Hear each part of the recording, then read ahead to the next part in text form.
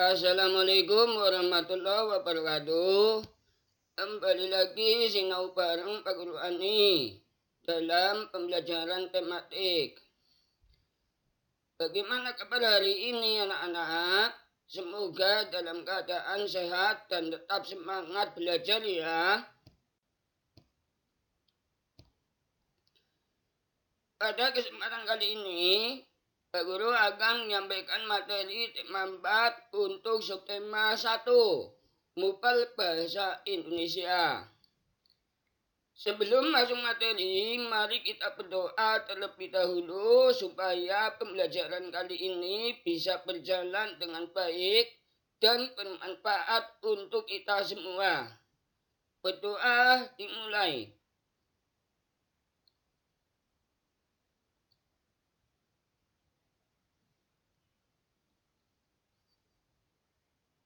Berdoa selesai.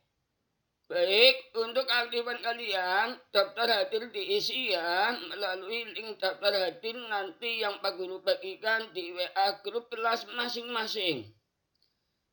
Baik, kita masuk materi.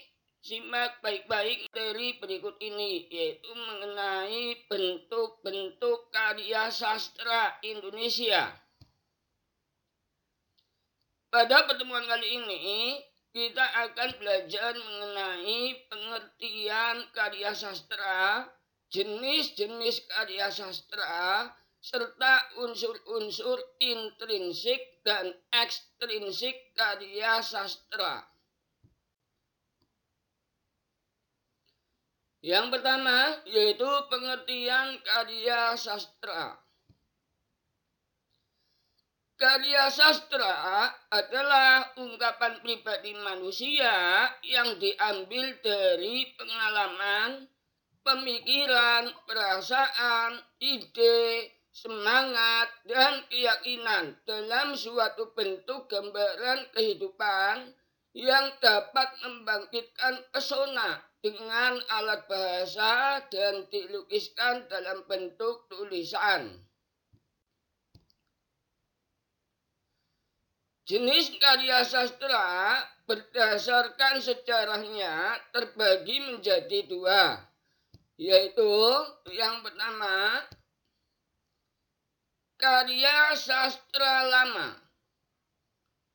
Merupakan karya sastra yang dihasilkan oleh sastrawan pada zaman kerajaan atau sebelum adanya pergerakan nasional. Contohnya, pantun, dongeng atau cerita, rakyat, dan hikayat. Kemudian yang kedua yaitu karya sastra modern. Merupakan karya sastra yang hidup dan berkembang di kehidupan masyarakat modern. Contohnya yaitu puisi, prosa, cerpen, novel, roman, dan drama. Dalam seni karya sastra, terdapat unsur-unsur yang membangun karya sastra itu sendiri, sehingga karya sastra bisa tercipta dan terbentuk dan memiliki daya tarik bagi orang lain, serta pembaca bisa menikmati karya sastra tersebut. Adapun unsur-unsur karya sastra itu ada dua macam, yaitu yang pertama unsur intrinsik. Yang kedua yaitu unsur ekstrinsik. Unsur intrinsik. Unsur intrinsik yaitu unsur yang mempengaruhi seni sastra yang terdapat di dalam seni sastra itu sendiri. Seperti tema atau topik. Apa itu tema dan topik? Yaitu ide atau pokok persoalan yang terdapat dalam cerita. Lalu yang kedua yaitu penokohan, yaitu tokoh dalam cerita yang terbagi menjadi yang pertama yaitu tokoh protagonis. Tokoh protagonis yaitu tokoh yang memiliki sifat atau watak baik, biasanya sering muncul dan menjadi sorotan utama. Lalu yang kedua yaitu tokoh antagonis, yaitu tokoh yang memiliki sifat atau watak jelek, biasanya menjadi tokoh yang menimbulkan masalah. Lalu yang ketiga yaitu tokoh pembantu atau figuran, yaitu tokoh yang menjadi pendamping, tokoh protagonis atau tokoh antagonis. Biasanya jarang muncul. Lalu unsur intrinsik yang ketiga yaitu latar atau setting. Latar atau setting terbagi menjadi 3 macam, yaitu yang pertama latar tempat, yaitu menerangkan tempat kejadian cerita. Kemudian latar waktu, yaitu latar yang menerangkan waktu kejadian cerita. Kemudian latar suasana, yaitu menerangkan suatu suasana cerita. Unsur intrinsik yang selanjutnya yaitu yang keempat, yaitu alur atau plot, atau namanya jalan cerita, yaitu urutan kejadian cerita dari awal sampai akhir. Kemudian yaitu ada amanat, yaitu pesan yang terkandung dalam cerita untuk pembaca. Kemudian yang keenam yaitu unsur intrinsik konflik. Konflik adalah permasalahan yang dialami oleh tokoh dalam cerita. Kemudian sudut pandang, yaitu penerapan karakter penulis dalam cerita. Biasanya menggunakan kata ganti orang seperti aku, saya, kamu, dia, dan mereka. Itu mengenai unsur intrinsik. Kemudian unsur yang kedua yaitu unsur ekstrinsik.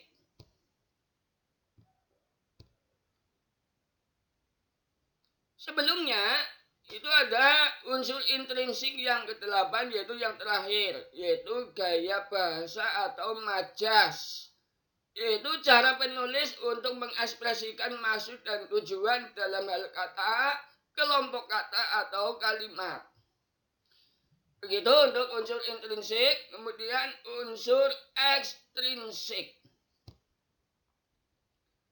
Unsur ekstrinsik yaitu unsur yang membentuk seni karya sastra yang berasal dari luar. Seperti yang pertama yaitu latar belakang menulis, kemudian keyakinan dan cara pandang penulis, lalu yang ketiga yaitu adat istiadat, yang keempat yaitu situasi politik, lalu yang kelima sejarah, dan yang keenam yaitu unsur ekonomi. Berikut adalah bentuk karya sastra yang akan Pak Guru terangkan pada kesempatan kali ini, yaitu yang namanya prosa. Prosa adalah karya sastra yang terbentuk cerita, yang terbentuk dalam bentuk cerita yang disampaikan menggunakan narasi atau urutan kejadian peristiwa. Secara umum, prosa terbagi menjadi 2, yaitu yang pertama yaitu prosa non-sastra, yaitu prosa yang berbentuk karya tulis ilmiah, seperti laporan penelitian, makalah, artikel, dan jurnal ilmiah. Kemudian yang kedua yaitu prosa sastra, yang terbagi menjadi yang pertama prosa fiksi, yaitu contohnya dongeng, cerpen, dan novel. Kemudian prosa non-fiksi, yaitu contohnya biografi, autobiografi, dan esai. Berdasarkan perkembangannya, prosa terbagi menjadi 2 macam, yaitu yang pertama prosa lama, yaitu bentuk karya sastra yang tidak memperoleh pengaruh sastra atau kebudayaan barat, seperti hikayat, sejarah atau tambo. Lalu ada dongeng yang meliputi fabel, mite atau mitos, legenda, sage, parabel, cerita jenaka, dan cerita berbingkai. Kemudian jenis prosa menurut perkembangannya yang kedua yaitu prosa baru, yaitu bentuk karya sastra yang timbul setelah mendapat pengaruh sastra atau budaya barat, seperti roman, novel, cerpen, riwayat. Prosa lama yang pertama hikayat. Hikayat adalah karya sastra dari India atau Arab, berisikan cerita kehidupan para dewi, peri, pangeran, putri kerajaan, serta raja-raja yang memiliki kekuatan gaib. Contoh ada hikayat Hang Tuah, hikayat si miskin, hikayat Indra Bangsawan, hikayat Panji Semirang, hikayat Raja Budiman. Bentuk prosa lama yang kedua itu contohnya sejarah atau tambo, yaitu bentuk prosa lama yang isinya ceritanya diambil dari suatu peristiwa sejarah. Lalu yang ketiga ada contohnya fabel, yaitu dongeng yang menokohkan binatang sebagai lambang pengajaran moral. Jadi tokohnya binatang seolah-olah bisa berbicara seperti manusia. Contoh kancil dan buaya, kancil dan harimau, kancil dan lembu, burung gagak dan serigala, dan lain-lain. Jenis prosa lama contohnya yang keempat yaitu mite atau mitos, yaitu cerita yang berhubungan dengan kepercayaan terhadap sesuatu benda atau hal yang dipercayai mempunyai kekuatan gaib. Contoh ceritanya Nyi Roro Kidul, Ki Ageng Selo, dongeng gerhana, dongeng terjadinya padi, dan lain-lain. Kemudian yang kelima yaitu legenda, yaitu dongeng yang mengisahkan tentang riwayat terjadinya suatu tempat atau wilayah.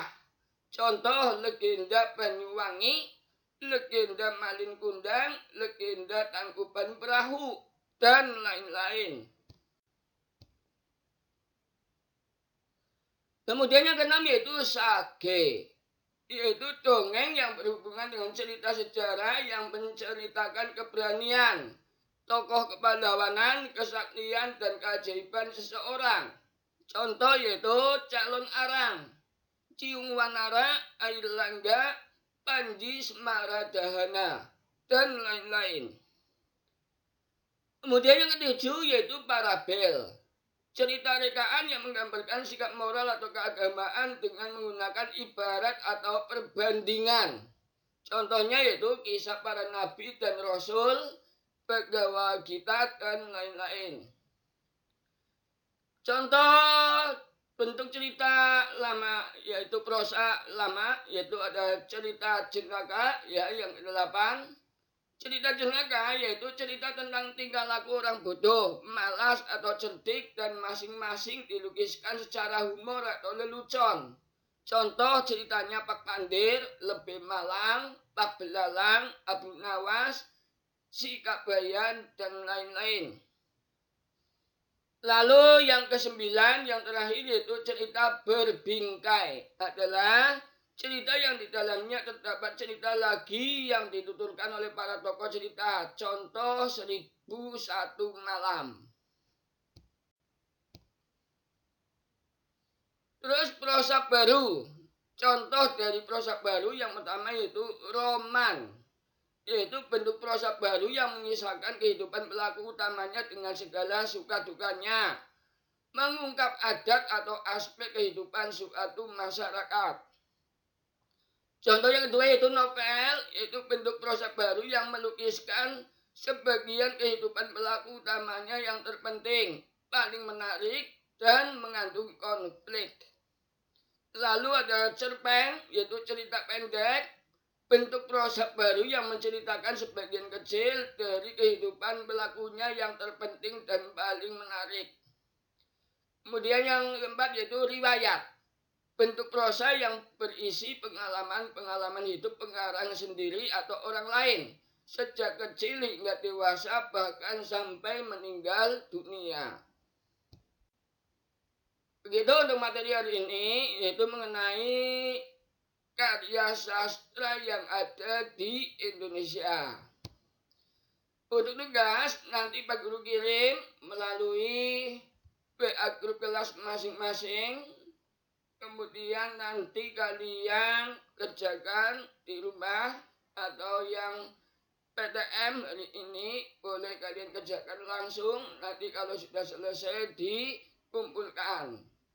Terima kasih, tetap semangat belajar, selalu jaga kesehatan. Sampai jumpa lagi di pembelajaran berikutnya. Wassalamualaikum warahmatullahi wabarakatuh.